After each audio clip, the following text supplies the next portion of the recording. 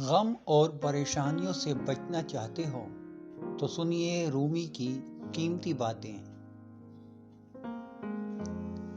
اپنا حق چھوڑنا بھی صدقہ ہے، خالی غصہ ذبح کر دیا کرو، یہ بھی صدقہ ہے۔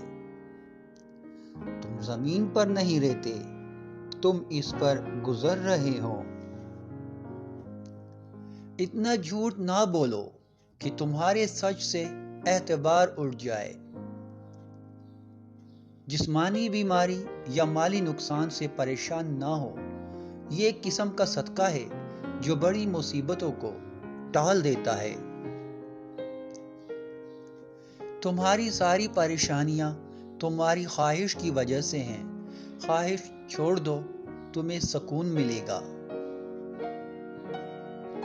اگر اپنی دنیا اور آخرت دونوں سنوارنا چاہتے ہو تو اپنی زندگی آپ صلی اللہ علیہ وآلہ وسلم کی تعلیمات کے مطابق گزارو۔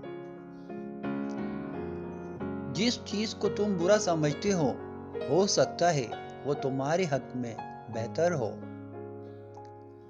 ہر حال میں اللہ کے شکر گزار رہیں اور مشکل میں شکوے شکایات اور ناشکری نہ کریں۔ اگر حق کی راہ میں مشکلات کا سامنا ہو تو حضرت بلال کی زندگی سے سبق حاصل کرو۔ جب اللہ نے آپ کو تخت عطا نہیں کیا تو بادشاہ بننے کی کوشش نہ کریں۔ درویشوں کے علاوہ دنیا کے باقی لوگ بچوں کی مانند ہیں جو کہ دنیا کے کھیل میں مگن ہیں۔